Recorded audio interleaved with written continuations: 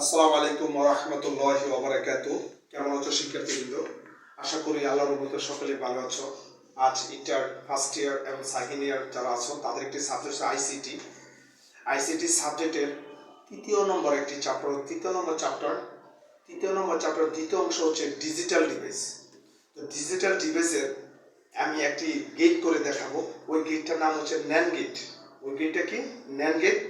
তো কিভাবে একটা মানের উপর ভিত্তি করে NAND গেট তৈরি করা যায় আমি তোমাদের দেখাবো।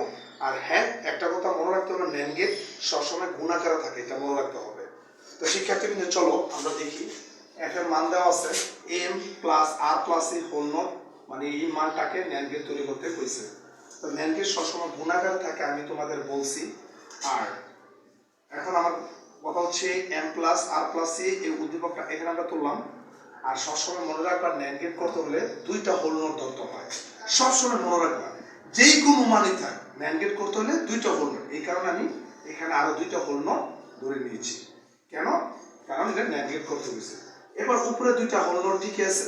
আর এখন আমি নিচেরটা ভাঙবো। কেন ভাঙবো? কারণ NAND গেট গুণাকারে থাকে, তাই আমি ভাঙি। m নট এটা ভাঙছি, প্লাসটা ইনটু হয়ে গেছে। r নট ভাঙছি, প্লাসটা ইনটু হয়ে গেছে। c2 ভাঙছি, প্লাসটা ইনটু হয়ে গেছে। দেখো আমি এই নটটা ভাঙছি, আমার কি গেছে গা? প্লাসটা ইনটু হয়ে গেছে গা। এখন কথা হচ্ছে উপরের নটগুলো আর ভাঙার কোনো প্রয়োজন নেই, কারণ আমি বলছিলাম NAND গেট সবসময় গুণাকারে থাকে। আমার গুণের মানগুলো চলে আসছে শিক্ষার্থীবৃন্দ। তো চলো এবার NAND গেট তৈরি করি। এখানে ইনপুট তিনটা আছে, m আর p, তিনটা ইনপুট আছে। তো m এর জন্য একটা ইনপুট, r এর জন্য একটা ইনপুট, c এর জন্য একটা ইনপুট। ঠিক আছে শিক্ষার্থী? এবার দেখো m এর উপর নট আছে, দেখা এরকম একটা m এর উপর নট, এটার জন্য একটা NAND গেট। এই যে শুধু m এর উপর নট, এটার জন্য একটা NAND গেট। এই যে NAND গেট দেখতে d, তারপর একটা বাবল দিবা, এটাকে বলে NAND গেট। এই যে m নটের কারণে যে একটা, এটা শুধু হচ্ছে m নটের কারণে। আর উপর নট আছে, এটার কারণে একটা NAND গেট, এটার কারণে একটা NAND গেট দিলাম। আর নট c এর উপর নট আছে, দেখা এটার কারণে একটা দিলাম NAND গেট। ঠিক আছে শিক্ষার্থীবৃন্দ? c not. তারপর সেখানে খেয়াল করো, এই যে উপরে হোল নোটটা আছে, এই হোল নোটটা এই তিনটা মানের উপর ভেরিফাই করে। তো যেহেতু NAND গেট, দেখো NAND গেট তিনটা মানের উপর ভিত্তি করে আমি NAND গেট আঁকলাম। দেখো এবার এই মানটা তুলি আমরা, m আর c নট, তারপর ওই হোল নোটটা আছে, হোল নোটটা দিলাম। তারপর শিক্ষার্থীদের খেয়াল করো, ওই আরেকটা হোল নোট আছে লাস্টেরটা, এই হোল নোটটা সম্পূর্ণ গেটের উপর ভেরিফাই করে। তার মানে আরেকটা NAND গেট আঁকলাম।